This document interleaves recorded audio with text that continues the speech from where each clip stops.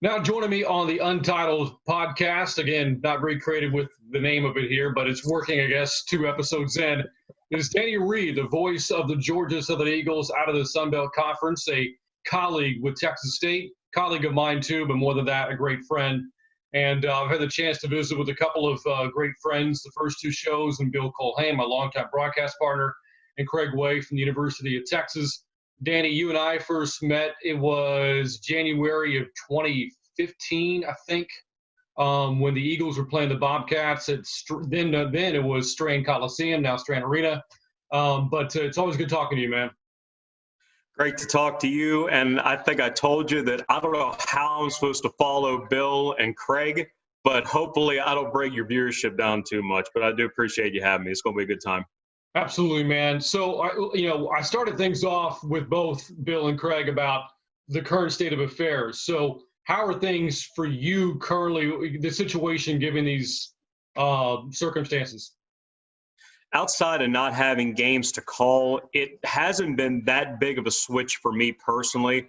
I've been treating the extra time to not only close out some things from this past season, whether it be finishing up some notes on basketball or just a little bit of baseball we had. I've been working on a project with our men's basketball program, trying to help update our record book. And then really with the fall, not knowing if football was going to start on time, if it's going to be delayed, or if we're going to have it at all. I think we still have to operate under the impression that it is going to happen, and we can't just say, well, the season's going to happen, so let's just rush and try to get everything together. So really it's been business as usual.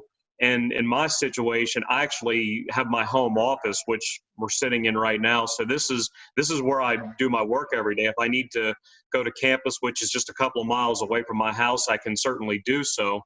But outside of that, it's just pushing along. And whether or not football starts for us on September the 5th, that really doesn't make a difference. We've always got to be ready regardless of what the situation is.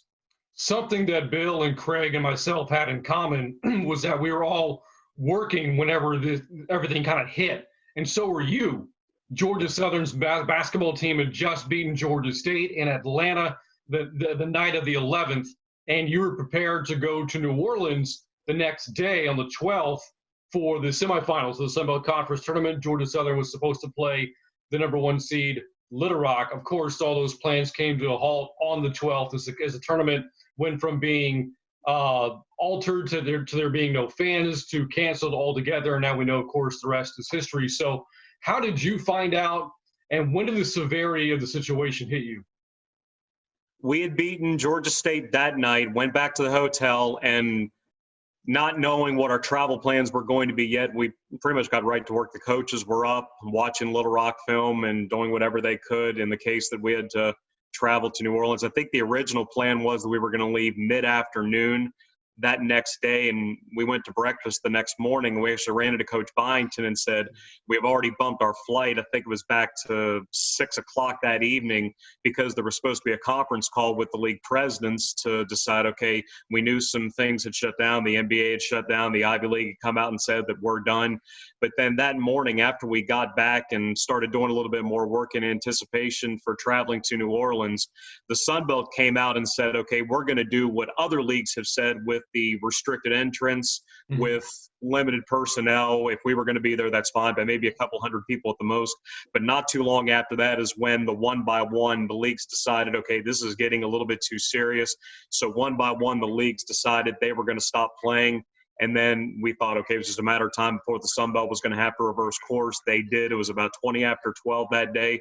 We packed up. We were on the bus by 1 o'clock heading back to Statesboro, and the season was over. I went to campus real quickly because the baseball team was practicing. They were supposed to host Troy the very next day to start Sun Belt Conference play, and going over to the field and seeing the coaches and some of the support staff on the field just looking around each other, what just happened? And the Eagles had won 7 straight in baseball.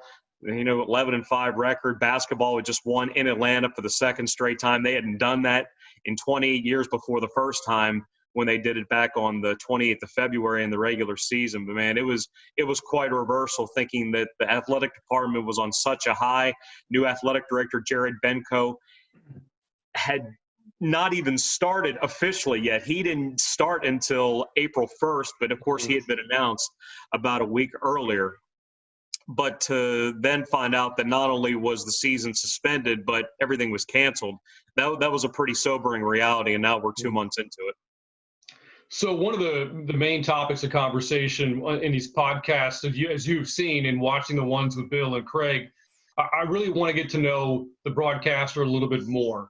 And that's one of the things that I expressed with Craig, too, is it's funny, everybody over the past 6-7 weeks has been practicing social distancing. A lot of us miss that human interaction, yet It seems as if a lot of people are reaching out to others through Zoom or whatever whatever the program is. And I feel like we're actually becoming a little bit closer, or at least there's more transparency in getting to know others, through things like this. So trying to get to know you a little bit more. I know a lot of your background story, but I think a lot of broadcasters would want to hear more about stories like yours, a success story working at the Division I level for an FBS program. So how long have you been now at Georgia Southern, and what did it take for you to get there? Officially got to Statesboro in September of 2015. A unique situation. I was hired that summer when I was still with the Bowling Green Hot Rods in the Midwest League Class A, the Tampa Bay Rays. Of course, I had spent some time with the Citadel, so I'd known about Georgia Southern, and then I'd spent 4 years before that in Charleston with the Charleston River Dogs, the Class A minor league team for the New York Yankees. So I had been in Charleston for 7 years, then went to Bowling Green for those 6 months in early 2015. But I got to know Chris Blair, the former voice here, of course, now at LSU, and I got to know the crew down here and the atmosphere. And there was just something that felt differently about it. And we always say we want to try to prepare the same, regardless of who the opponent is. But there was definitely a little bit more when the Citadel was getting ready to play Georgia Southern. I think they felt that way too. We just clicked. Whatever it was, we clicked right away. And I'd always talk to Chris. I was hoping that if I knew he was going to get a chance to move on eventually, and I never knew what my situation was going to be, but I thought that this would be a great place to be. And that was even before Georgia Southern and App State at the same time decided to make the move up from the FCS to the FBS. I just thought it was a great situation. And then Chris decided that he was going to take the LSU position. And while I was in Bowling Green, I applied for this. So a lot of people went out for it. It took a couple of months to pare everything down, but I eventually got the job late August, finished up the season in Bowling Green, came down here in September. And what happened was Jim Hawthorne, the legendary voice of LSU, was going to stay and do football and basketball in 2015. Chris was going to stay in Statesboro and do football for 2015. So really, when I was hired and I was going to be brought down here, I didn't have a spot. My responsibility was going to be to just get ready for basketball because Chris was going to leave once football season ended. But I floated the idea that since there was a need on the crew, I thought, well, why can't I just be the sideline guy? You're already going to be paying me. Why can't I be part of the sideline crew? That way I can be on the crew, meet people, travel, get used to the way that things are done here. And they said, well, there's no reason why we shouldn't be able to do that. So I ended up being the sideline reporter in 15. He left for basketball season. He wasn't doing the games yet, but he still went kind of like I was doing here, the get settled in process, get acclimated, whatever. So I started play-by-play with basketball here in the winter of 15, did baseball 16, and then my first full play-by-play go-around would have been football 16.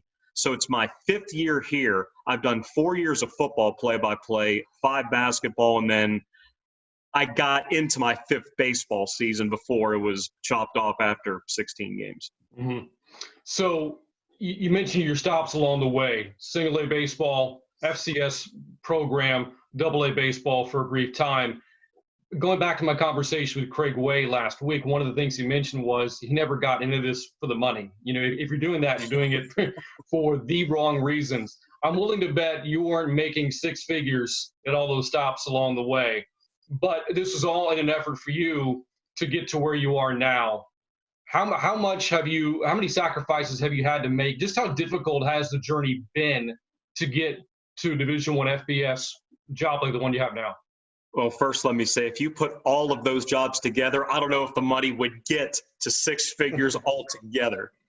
But the sacrifice is part of it, especially when you get a chance to do it at the level that you and I do it at. And I've always dreamt of a Major League Baseball job or an NFL job or a Power 5 job, and those are so few and far between, and they just don't come open because people just don't leave those jobs for good reason. But I think about, I've missed weddings. I haven't been able to get back for, I think it's been almost 10 years since I've been actually in my home state of Maryland for a Thanksgiving. Fortunately, Christmas has worked out every year, and I don't know how the bowl situation worked out if Georgia Southern is so fortunate football-wise, or I don't know how the basketball schedules from here will go. But just thinking about all the work, all the travel, all the talks, all the grinding, all the relationships that you try to not only start, but then grow, foster, and then maintain. And I still think about when I first got going with all this, and I'll go back to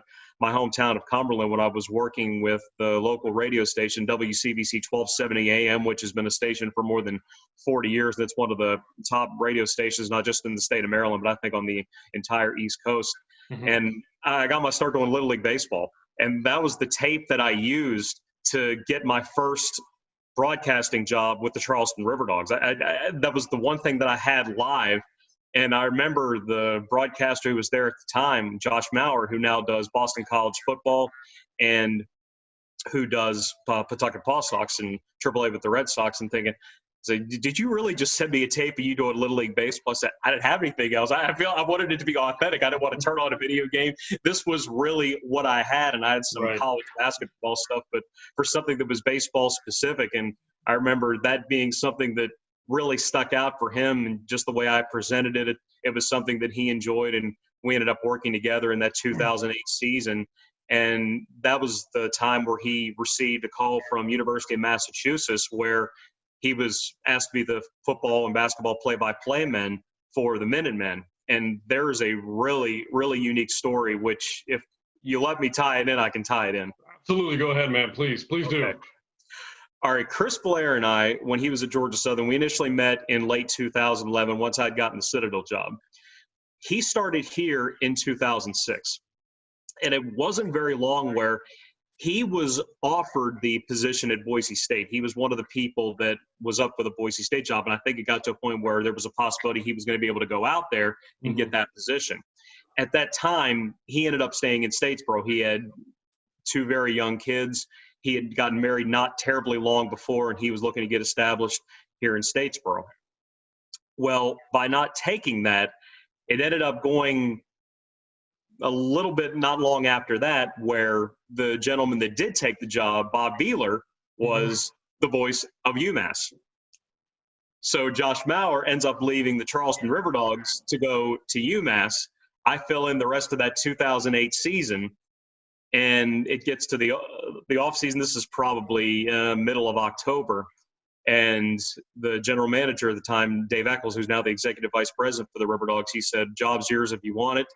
It took me about 3 seconds to say, "Yeah, okay, well, let's do this." And that started. I was the number one guy for 09-10, then got the Citadel position late in 2011.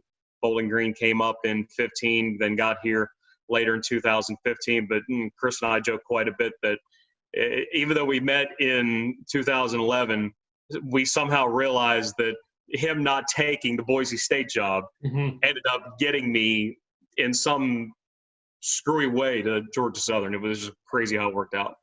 You know, you've mentioned Chris Blair quite a bit, and Blair's thought of being one of the best FBS broadcasters that are out there. He was somebody who was up for a number of jobs. You know, you mentioned Boise State, I believe Virginia Tech as well, ended up at LSU, one of the premier jobs in our industry. But he, again, as you said, he was at Georgia Southern for 10 football seasons, I think. Correct, 2006. So in essence, you were replacing a legend there at Georgia Southern, and the fans there revered him. And I remember you once related a story to me. One of Chris's most iconic calls would be touchdowns, put an Eagle 6 on it. And somebody asked you, you know, if you were going to do the same. And you said, no, that's Chris's thing. I'm not Chris. In this industry, sometimes, you know, you hear the phrase that the most sincere form of flattery is trying to, copy somebody else. But and some guys do try to sound like others and find they typically fail at doing that. How important is it for you to be yourself in this business? I didn't get to where I am by being someone else. That's the simplest way I can put it. If I spent time listening to everybody else and trying to sound like everybody else and maybe back your way into something that you may or may not have deserved, that's here nor there. But you're not going to get the genuine article.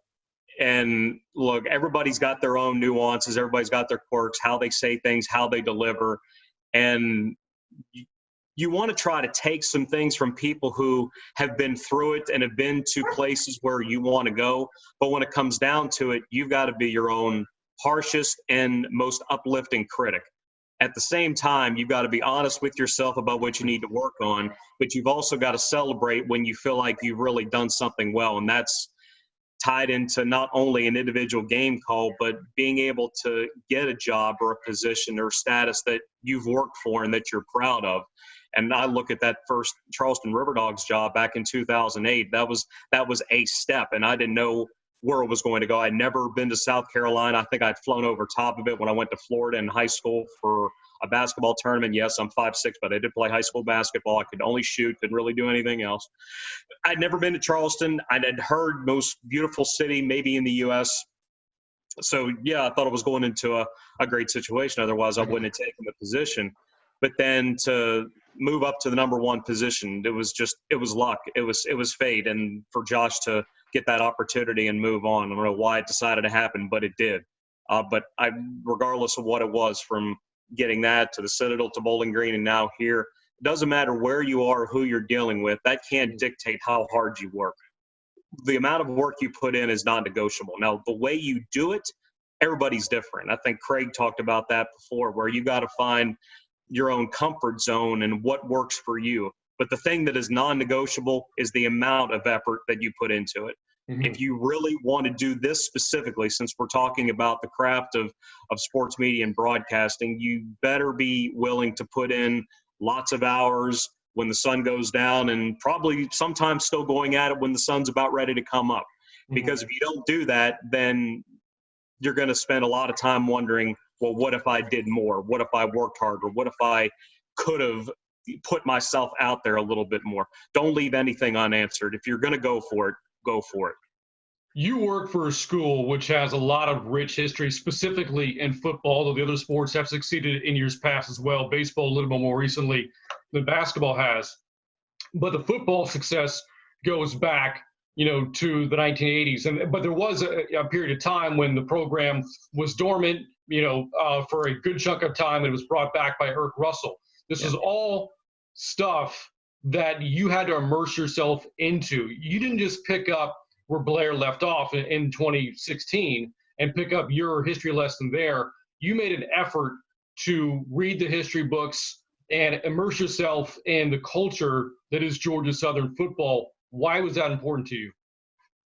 Well, one, when the Citadel and Georgia Southern shared the Southern Conference, it was a lot easier seeing Georgia Southern multiple times a year. You're going to see them once for football, a couple times basketball, and then depending on if you played each other during baseball. But that process of learning about Georgia Southern specifically, whether you're in football season or out of football season, it's such a big part of the culture down here that you never want to turn down a chance to uncover stuff about why this place has turned into the place that it has turned into. And the fact that it is so ingrained in the legacy of Irk Russell in this football program.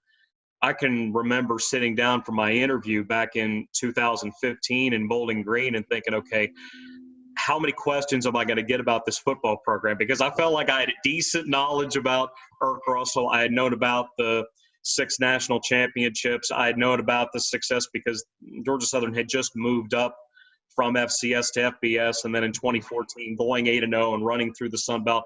I had known about that because I'd stuck with it. Even though I'd left the league, I stuck with it, and I was still talking to these guys because we had become friends. We weren't just colleagues. We were genuine friends. I was curious about how they were doing, and that was That was just such a big part of it. But when you get off of I-16 and you make that trip into Statesboro, you better understand that tradition really means something here. You can read all the books, talk to the people, go to a football game on whatever day of the week it is at Paulson Stadium, but you feel the amount of tradition and the amount of pride that people take in that tradition. And it was something that you had to know a good bit about before you even come here. And I feel like that'd be the case for anybody in any position who comes to Georgia Southern, whether it's what we do or not.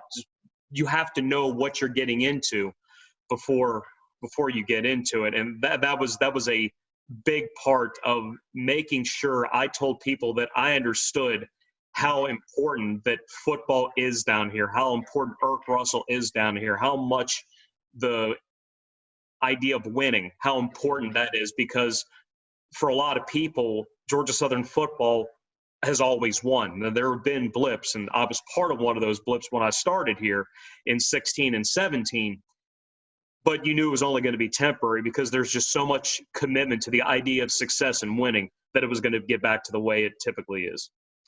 Everybody in our business wants to have that, big booming voice, or they want to nail their call.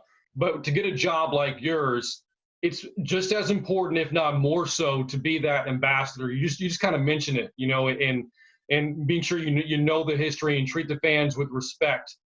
How much have you enjoyed being in that community and being that ambassador for Georgia Southern Athletics to all the Eagle fans out there? The funny thing about it is a lot of people think that what we do is very important, and to a degree it is, but it seems it's more important when you're winning instead of when you're losing. But when you're on a radio crew, people hear you, but people don't know what you look like. Mm-hmm.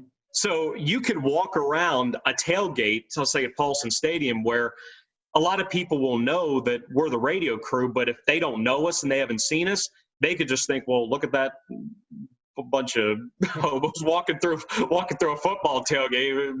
Where are they going? Who are they going to be talking to? Mm-hmm. But once you get to meet people and they realize what you do, and I'll say, and yeah, I'm Danny Reed, a radio for Georgia. So they say, oh, listen to you all the time. So for them, I think that it helps them make a connection. And you're an ambassador that way, because for me, it's also making a connection, because they can't see what I look like when I'm doing it on the radio. I can't see them either. Mm-hmm. I know I'm talking to someone, hopefully out there, but I don't know what they look like. So each of those interactions, I can get an idea of, okay, boom, boom, boom. I can actually visualize who I'm talking to because I know some of the people since I've actually met them.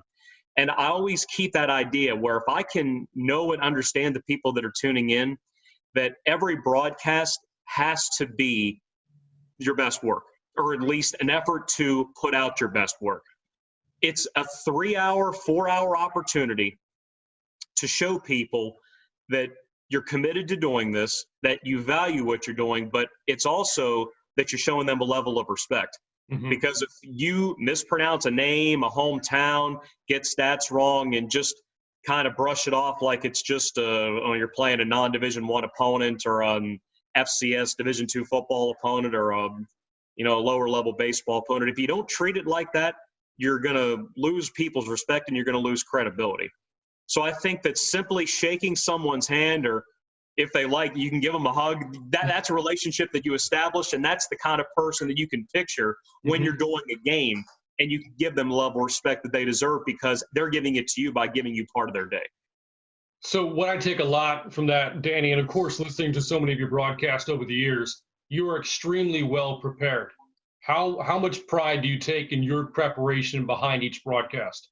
It's everything. You don't prepare, you may as well not even do it. Mm-hmm. And that's sitting in front of a laptop and reading notes, reading stories, reading media guides, putting together boards, writing down other notes. But that's also stuff that you've gathered from past experiences, past games, talking to other people. And you and I talk all the time when the Eagles and the Bobcats play in whatever sport it is. But even if you talk to other sports info directors or other administrators, or if you knew someone that knows someone, or if you've got a funny story that you could tie in about, that time in San Marcos we went to Black's Barbecue and it was one of the best times. At one time. You knew it was going to come up. You knew it was going to come up. You knew it was going to come up at some point. But in a way, and Stan Cotton for Wake Forest, who's a good friend of mine, he put it this way: everything that broadcasters do is preparing, whether it is for a game that's coming up or for an opponent that doesn't have a name or a face way down the line. Mm-hmm. If we're just relaxing watching television, if there's a joke or there's a show that had cultural significance, you're sitting there, you're preparing because you're absorbing the information, you're filing it away. Every conversation you have, everything that you do, for at least for us, in some way is preparing. And it's up to whoever the individual is, how much value they place on it, and then being able to use it in a recognizable way on a broadcast. And you know just as well as I do that 90% of what we absorb and what we write down, we're never even going to say. Yeah. But in the event that it happens to come up and you see that there's an opportunity that you can bring it up, then you may find a connection for somebody listening. And the best thing that I can say about that is if someone reaches out to us, whether it's going to a game or through email or what other means, they can say, I heard that story you told about XYZ. I never knew that was really enjoyable. And by spending that extra little bit of time to do that research and write that down to make that kind of difference in someone else's day, that's a pretty powerful thing. So one of the unique things about these Zoom chats, I mentioned how great they are given the current circumstances we're all living in. One of the drawbacks is that there are technical issues that happen. So there's a clear edit between the last question of mine that Danny answered to picking things up now as the internet connection we had dropped. And we're not going to start from the beginning. We're going to pick things up from here. So Danny just got done talking about his level of preparation. But now one of the things I'd like to get into is a favorite game or moment that you've called during your time, and whether that be at Georgia Southern, Danny, the Little League fields, Charleston, for the River Dogs, or Bowling Green for the Hot Rods. What is one of your top moments in broadcasting in terms of the game itself? When I was doing Little League, the games are 6 innings. I remember a championship game went 12 that I was calling. I thought that was one of the most amazing things that I had seen. And there was an instance in Bowling Green my year where former Ragin' Cajun Jace Conrad pinch hit, 3-run, 2-strike, 2-out, inside the park home run in the 8th inning to take a lead. And then that game went, I think, 11 innings. Mm-hmm. And then Bowling Green ended up coming back and walking up. So that was a crazy night. But I can't narrow it down to one. It's Southern. I know it's only been 5 years, but there's just too much that's happened. But I will do one for each sport. With football, without question, it's the Raycom Media Camellia Bowl from 2018, and people from Georgia Southern may watch this and say, well, how are you not talking about those App victories? Well, I know that App is definitely the biggest football rivalry, but that atmosphere to close out that season, complete a turnaround for a 10th win, give it that sense of, okay, mission accomplished, going from 10 losses to 10 wins, and then Tyler Bass to kick the walk-off field goal, and then him just getting drafted by the Bills a few weeks back is now an even more special thing. With basketball, it just happened with the 2 victories over Georgia State up in Atlanta, having not won up there. Georgia Southern had not won up there since 92. And, yeah, there was a gap where the teams didn't even play. But that's been a source of a lot of frustration in this program for a long time, especially when State has now won in Statesboro each of the last 2 seasons. That's something that they've never done before. But to go up there on February 28th and win, and then go back up in the second round of the conference tournament, totally dominate, and even more so thinking that, yeah, the season was cut off, but now 10 of those guys won't be returning to Georgia Southern basketball this year. Coaching staff is gone. So that literally was the final time that that group got to do that. And then for baseball, there's quite a few I could go to in the 4+ years that I've been here. Georgia Southern's played for 3 conference championships, so that's in itself has been a very fortunate thing. But the most memorable thing might be in a losing effort in 2017, the championship game right here at Jack Clemens Stadium, when that week in itself was nuts because of the rain that washed out the first 2 days and made double elimination, single elimination, and there was some unrest from fans for Coastal Carolina and the Ragin' Cajuns that, oh, you lose, you're done, you probably wouldn't be able to get into an NCAA regional. They had decent resumes that year. And remember, Coastal was coming off a national championship the year before. Oh, I remember. But they probably needed to win at least a game to firm up a resume and maybe get an at-large bid if for some reason they wouldn't have won the tournament. But you guys, as the 8 seed, you knock out the 1 seed Coastal.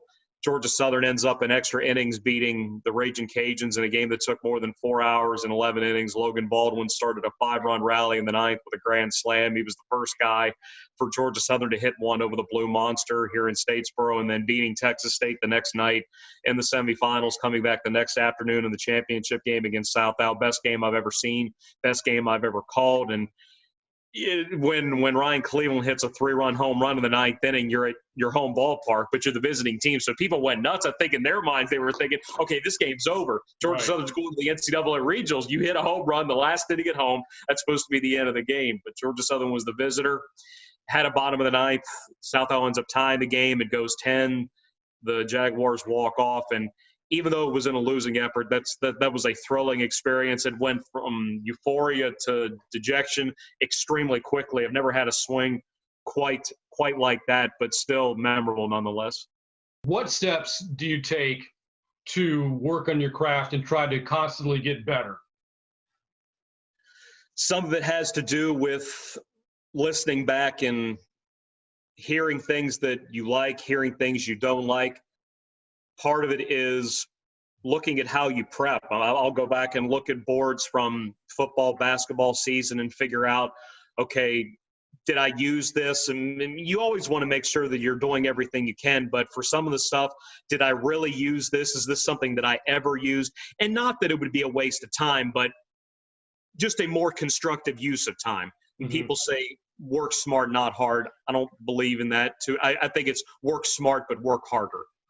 But if it's still stuff that you find that you're not going to use, then you can better use that time to flush out other storylines, other human interest things, and just stuff that people listening will take more and maybe just create a more memorable experience for them. A little bit of has to do with if you can find old games, because, there's no games right now, so it's tough to be able to listen. People call it live, but going back and listening to some of the great highlights or watching some of the great games for whatever sport and putting yourself in those moments. And for Michael Jordan's last shot, I know everybody's enraptured by The Last Dance with 2 episodes left, but the way that Marv Albert called all those championships, the way Bob Costas called that final shot. I know he played a couple years with the Wizards, but for most people, that shot in Utah over Brian Russell, that's how his career ended. That was his last shot. How would you have called that play? And then with football, with baseball, how would you have called some of the great moments? How would you have done that? Try to put yourself in that position. Try to create the kind of emotion that might be going through you. And can you make an accurate call, but can you do the call justice? Can you give it the emotion that it deserves? And a lot of it is, I think of what I was talking about a little bit earlier, is just trying to research what you're covering. And in my case, I'm helping our sports info director, Mark Janacco mentioned, and helping him update our basketball record book by going back through every media guide we have available. And maybe there's some stories in there that we can flush out a little bit more, find some tie-ins with some assistants or players. And it just gives us a better perspective on what we're dealing with our current situation right now and how much what we do means to us. But also at the same time, if we get back to it in a timely manner, then we're ready. We don't want to act like that we've got all this extra time, even though we've been given a gift right now. It's a poor situation, but it's still a gift because we have time to reconnect and understand why we love and enjoy certain things. But in the case that football does start on time and everything gets at least somewhat back to normal, then we have this done and we can be ready and we can tell people who might be interested. What advice would you give to aspiring broadcasters, those who are in college now and looking to get into the field, ready to, go on a journey similar to yours, hoping to get to the same point that you've reached? What advice would you give to them? Be ready to work. Be ready to put in hours that other people won't. Understand that while it is awesome to watch sports for free, to travel, to eat, to be around athletes, it's not for status. It is something that anybody that does this will tell you, It's a calling like anything else. It is a profession. It is a craft. It's a vocation unlike anything else, to be able to do it for an extended amount of time with players and coaches who have dedicated themselves to being the best that they possibly can. And I've thought that the way that we broadcast to people, we've got to give them our utmost respect by doing every broadcast in hopefully the same way with the effort and the passion that it deserves. But you've also got to do that for those guys that you work with, because that's how you establish relationships. And I think they understand how much it means to you by the amount of time you spend with them, the amount of film that you watch, the conversations, being at practices. So I would say be willing to put in the time, whether that's getting to know them, foster the relationships, grow the relationships. And I would also say be ready to get your feelings hurt. Because for a lot of young people, you think you got the world by the horns and you think you're going to get to wherever you're going to go real quickly. I thought it. Everybody thinks it. It takes time. Yeah. But that's when you value what it takes to get there. To get advice from people that have been through it. Trust that their advice is not what you want to hear, but what you need to hear. Oftentimes, I think that young guys and young women look for critiques. They simply want to be told how good they are. That's not going to do, even in our case, we send out tapes to each other, say, hey, give this list, does this sound right? I don't want to hear how good it is. I want to hear, does it do it justice? If it's good for the right reasons, okay.